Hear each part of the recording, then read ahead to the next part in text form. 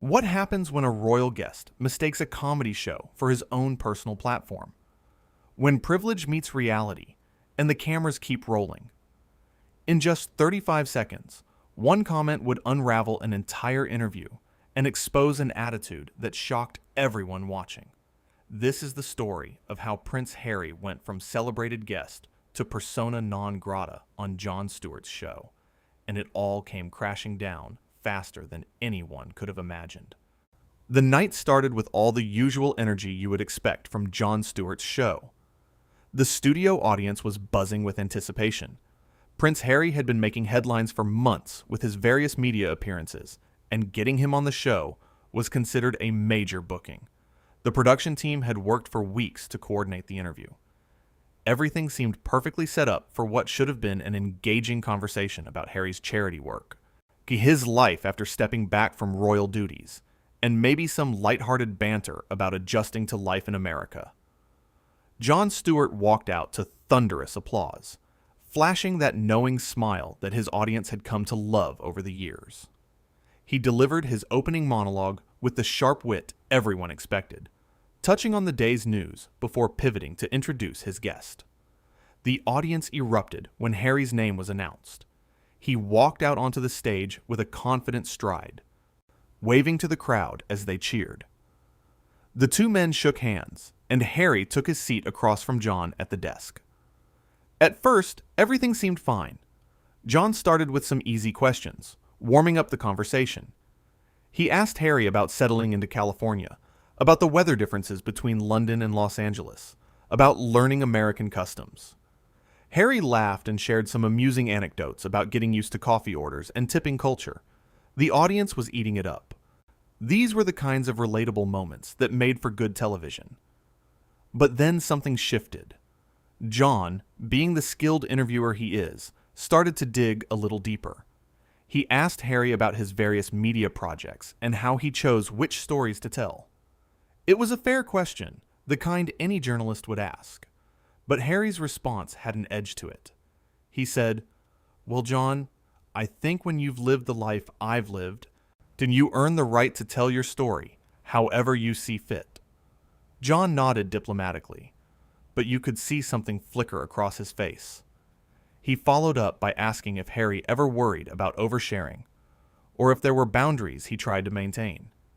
It was a softball question, really. An easy opportunity for Harry to show some self-awareness. But instead, Harry leaned back in his chair and said, "I don't think someone like you could really understand the pressure of having the whole world watching your every move since birth." The audience went quiet. You could feel the temperature in the room change. Jon Stewart, to his credit, kept his composure. He smiled and said, "Well, I've had a few cameras pointed at me over the years, but you're right. I can't imagine what that's like from childhood." He tried to move the conversation forward, asking about Harry's charity work with veterans. This should have been an easy topic, something positive they could discuss. Harry talked about his foundation and the various initiatives he'd been involved with. Jon listened attentively, and then asked what inspired him to focus on mental health support for veterans specifically. It seemed like a respectful question, but Harry apparently took it the wrong way. He said, "You know, Jon, I actually served in Afghanistan. I was actually there, not just sitting in a comfortable studio talking about it." The audience gasped. Jon's eyebrows shot up. He sat forward slightly and said, "I have tremendous respect for your service, Harry. I've spent a lot of time advocating for veterans myself, as you probably know. I was just asking about what drew you to this particular cause." His voice was calm but firm. He wasn't going to let that slide completely, but he was still trying to keep things civil. Harry seemed to realize he'd crossed a line. But instead of backing down, he doubled down. "Sure, you've advocated. That's great. But advocacy and actually putting on the uniform are two very different things, wouldn't you say?" The way he said it, the tone, it wasn't just offensive. It was dismissive, almost mocking. Jon took a breath. You could see him making a decision in real time about how to handle this. He said, "You're absolutely right. They are different things. I never claimed otherwise. I just think we can all contribute in different ways, and asking questions about your work isn't diminishing it. It's called an interview. There was an edge to his voice now, but he was still professional. The tension was thick now. The audience sat in uncomfortable silence. The producers were probably panicking in the control room. This wasn't how these things were supposed to go, but it was about to get worse. Jon, trying to salvage the interview, pivoted to asking about Harry's family and whether he had any plans to visit the UK soon. It was meant to be a gentle topic, a way to ease the tension. Harry's face hardened. He said, "I'd rather not get into family matters with someone who makes jokes for a living." The audience audibly reacted to that one. There were scattered sounds of shock and disapproval. Jon's face remained neutral, but his jaw tightened. He said, "Well, Harry, you've been talking about your family matters in every interview and documentary for the past few years, so I assumed it was on the table. But we can move on if you'd prefer." Harry shifted in his seat, clearly uncomfortable, but unwilling to back down. "The difference is, I choose when and how to discuss it. I'm not answering questions from someone who spent decades making fun of people like me for ratings." That was it. That was the moment everything fell apart, and the moment that 35-second countdown had been leading to. Jon Stewart sat back in his chair. His expression changed from patient professionalism to something else entirely. Not anger exactly, but a kind of steely resolve. He looked directly at Harry and said, "People like you. That's interesting. You know what, Harry? I've interviewed presidents, world leaders, activists, soldiers, survivors, people who've actually changed the world. And not one of them has ever sat in that chair and talked down to me the way you're doing right now." The audience started clapping. Not the polite applause you hear on talk shows, but real supportive applause for Jon. Harry looked stunned. He clearly hadn't expected this kind of pushback. He started to say something, but Jon held up a hand and continued. "I've spent my career holding powerful people accountable and giving voice to those who don't have one. You came on this show, agreed to this interview, and now you're acting like I'm somehow beneath you for asking basic questions. That's not how this works." Harry's face flushed red. Whether from embarrassment or anger, it was hard to tell. He said, "I don't have to sit here and be lectured by you." Jon nodded slowly and said, "You're absolutely right. You don't. In fact, I think we're done here." The audience went silent again, but this time it was different. This time everyone could sense what was coming. Harry stood up, pulling off his microphone. But Jon wasn't finished. He said, "You know what the really sad part is? You actually had important things to talk about. Your work with veterans is genuinely meaningful, but you couldn't get out of your own way long enough to have a real conversation. You came in here acting like the world owes you something just because of who your grandmother was. And that's exactly the kind of entitled attitude that people are tired of." The audience erupted in applause again, louder this time. Harry stood there for a moment, clearly processing what had just happened. He looked like he wanted to say something, but he seemed to realize that anything he said now would only make things worse. Jon turned to the camera and said, "We're going to take a quick break. When we come back, we'll have someone else who actually wants to be here." The producers cut to commercial, but the damage was done. Harry walked off the stage without another word, leaving his microphone on the desk. The audience could see him disappearing backstage, and they could hear Jon taking a breath and shaking his head. When they came back from commercial, Jon was alone at the desk. He looked into the camera and said, "Well, that was unexpected. Let's talk about something else." But before moving on, Jon addressed what had happened. He said, "Look, I want to be clear about something. I have nothing but respect for anyone who serves their country in uniform. I have nothing but admiration for people who use their platform to help others. But respect is a two-way street. You don't get to come on someone's show, in their house, and treat them like they're inferior, because you don't like the questions. That's not how adults behave." He paused and then added, "I've been doing this job for a long time. I've been yelled at by politicians, cursed at by celebrities, and challenged by some of the smartest people in the world. But I've never, ever been treated with such casual contempt as I was just now. And I think that says more about our guest than it does about me, or this show, or anything else." The audience gave him a standing ovation. Jon smiled, thanked them, and then moved on to the rest of the show as if nothing had happened. But everyone watching knew they'd just witnessed something remarkable. They'd seen someone with enormous privilege and access completely self-destruct on live television because they couldn't handle being treated like everyone else. What made the whole thing even more striking was the contrast between how the two men handled themselves. Jon had remained calm, measured, and professional, even as Harry became increasingly defensive and rude. He'd given Harry multiple opportunities to recover, to steer the conversation in a better direction. But Harry had chosen to escalate instead of de-escalate. He'd chosen to assert his status rather than engage as an equal. The thing is, Jon Stewart had interviewed plenty of controversial figures over the years. He'd sat across from politicians he disagreed with, celebrities with difficult reputations, and activists with unpopular opinions. But he always treated them with respect, as long as they showed up ready to have a genuine conversation. That was the unspoken agreement. You come on the show, you engage honestly, and everyone comes out better for it. Harry had broken that agreement. He'd come onto the show with an apparent chip on his shoulder, looking for offense where none was intended. Every question Jon asked, no matter how benign, seemed to be interpreted as an attack. And when Jon pushed back, even gently, Harry responded with increasing hostility. It was like watching someone determined to be the victim in a situation they were actively creating. Think about the questions Jon asked that set Harry off. He asked about media projects. He asked about charity work.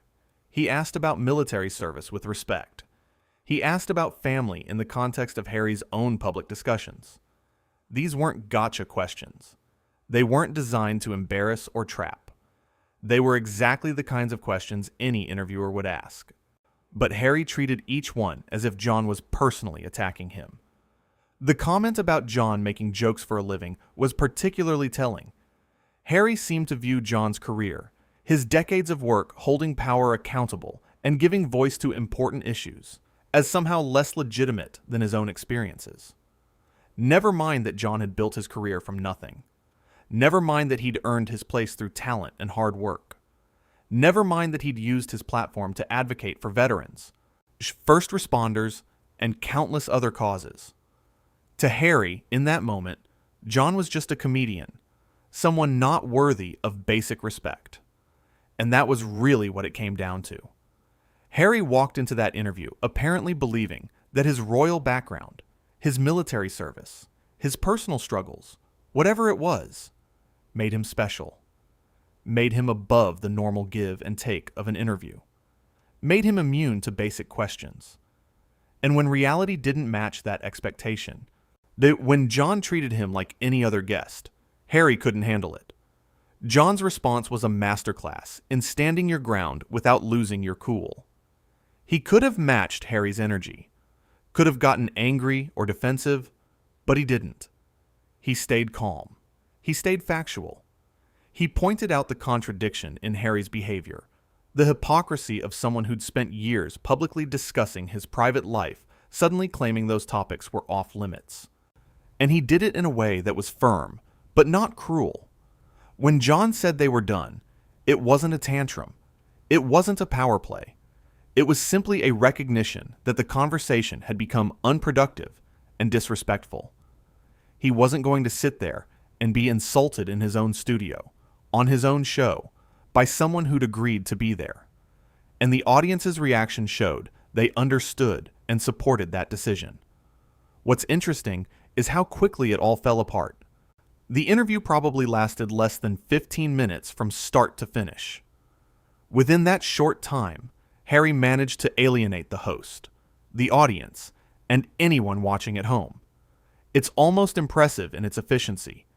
He could have had a perfectly fine interview, promoted his work, connected with viewers.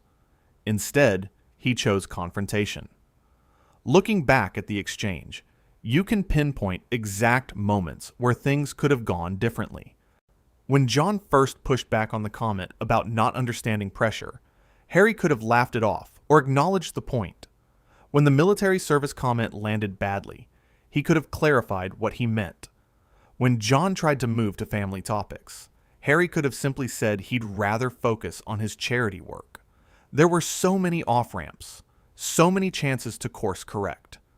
But Harry didn't take any of those off-ramps. Instead, he accelerated toward disaster. Each response was more defensive, more dismissive, more hostile than the last. It was like watching someone deliberately sabotage themselves. And through it all, Jon gave him space to recover. He didn't interrupt. He didn't talk over him. He let Harry make his choices and dig his own hole. The moment when Harry pulled off his microphone and stood up was particularly striking. It was such a dramatic gesture, so final, but it also felt juvenile somehow, like a child taking their ball and going home because the game wasn't going their way. A more mature response would have been to acknowledge the tension, maybe even apologize for the heated exchange, and try to end things on a better note. Instead, Harry chose to storm off. Jon's comments after Harry left were equally important. He didn't gloat. He didn't mock. He simply stated facts. He acknowledged his respect for military service and charitable work, while also making it clear that those things don't excuse rude behavior. He drew a line and explained why it mattered, and he did it in a way that was about principles, not personal attacks. The standing ovation Jon received said everything about how the audience felt. They weren't applauding because they enjoyed watching a guest get kicked off. They were applauding because Jon had stood up for himself and for them. He'd refused to let someone treat him, and by extension his audience, with contempt. He demonstrated that respect matters, that civility matters, that how you conduct yourself says something important about who you are. Throughout the entire disaster, Jon never raised his voice. He never insulted Harry personally. He never made it about anything other than the behavior in that room, in that moment. He stuck to what happened, what was said, how it made him feel. And that's the mark of someone who's secure in themselves and their position. He didn't need to puff himself up or tear Harry down. He just needed to state the truth. And the truth was simple. Harry came on the show and behaved badly. He was condescending, defensive, and ultimately disrespectful. When called on it, he escalated rather than apologized. When given the chance to recover, he chose to leave. Those are just facts, not opinions or interpretations. Anyone watching could see exactly what happened. What made the whole thing so compelling was the contrast in how the two men carried themselves. Jon was confident without being arrogant, firm without being aggressive, clear without being cruel. Harry was defensive, entitled, and ultimately self-defeating. One man showed strength through composure. The other showed weakness through inability to handle basic scrutiny. It's worth noting that Jon had nothing to gain from this confrontation. It would have been easier to let the awkwardness slide, to move through the interview with bland questions and avoid conflict. But he chose integrity over ease. He chose to stand up for himself and his show rather than accommodate someone's bad behavior just because of their status. That's leadership. The way Jon ended his comments after the break was perfect. He didn't dwell on it. He didn't let it dominate the rest of the show. He said what needed to be said, then moved on. That's professionalism. He gave the incident the attention it deserved, no more and no less. Then he got back to work, proving that the show was bigger than any one guest or any one moment. This interview will be remembered not for what was supposed to happen, but for what actually happened. It became a perfect example of how not to conduct yourself in public, how not to treat people who are trying to help you, how not to respond when you're challenged. and it became an equally perfect example of how to maintain your dignity and principles when someone else loses theirs. The 35 seconds that changed everything came early in the interview. That's when Harry made the comment about Jon not understanding pressure, not knowing what it's like to have the world watching. That was the seed that grew into the disaster. If Harry had just answered that question differently, if he'd shown even a hint of self-awareness or humility, everything that followed could have been avoided. But he didn't.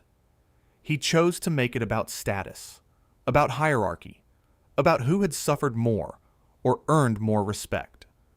And once he went down that road, there was no coming back. Each subsequent comment just dug the hole deeper until finally Jon had had enough and pulled the plug. And really, what else could he do? You can't have a conversation with someone who refuses to engage as an equal. The lesson here is clear. It doesn't matter who you are, where you come from, or what you've been through. When you agree to be someone's guest, you show respect. You engage in good faith. You answer questions honestly. You treat the host and the audience like they matter. Harry failed on all those counts, and he paid the price for it. Jon Stewart, on the other hand, demonstrated exactly how to handle a difficult situation with grace. He gave Harry every chance to succeed. He tried to move past the awkward moments. He kept his cool even when being insulted, and when it became clear that the situation was untenable, he ended it cleanly and explained why. That's how professionals operate. This moment will stick with people because it was so raw and unexpected. Talk show interviews are usually carefully managed affairs. Everyone knows their role. Things stay pleasant and surface level. But every once in a while, the mask slips and you see something real. That's what happened here. The carefully constructed image fell away, and what we saw underneath wasn't pretty. Harry came on that show to promote his work and his image. He left having damaged both. Jon came to work ready to do his job, to ask questions and have a conversation. He ended up teaching a lesson about self-respect and professional standards. It's not the show either of them planned, but it's the show they'll both be remembered for. One man revealed himself to be entitled and unable to handle basic scrutiny. The other revealed himself to be principled and unwilling to compromise his dignity for anyone. The contrast could not be more stark, and the audience made it clear which approach they respected. The whole episode raises questions about celebrity culture and what we expect from public figures. When someone has lived their entire life in a privileged bubble, surrounded by people who never push back or challenge them, they can lose the ability to engage with others normally. They forget that conversations require mutual respect. They start to believe that their experiences are somehow more valid, more important, more worthy of reverence than anyone else's. Jon Stewart's show has always been a place where that kind of thinking gets checked at the door. It doesn't matter if you're a president or a prince, a CEO or a celebrity. You come on, you engage honestly, you treat the host with respect, and you have a real conversation. That's the deal. Harry either didn't understand that deal or thought it didn't apply to him. Either way, he learned otherwise in the most public way possible. The timing of Harry's meltdown was also notable. It happened so quickly that there was no time for handlers to intervene. No commercial break to reset. No chance to salvage anything. One moment they were having what seemed like a normal interview, and the next moment, everything was falling apart. That speed is actually revealing.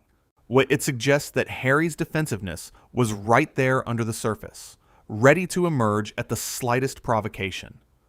For Jon, this was just another day at work in some ways. He'd dealt with difficult guests before. He'd navigated tense conversations and awkward moments. But even for him, this was different. This was someone so completely unwilling to engage on equal terms that the entire foundation of the interview collapsed.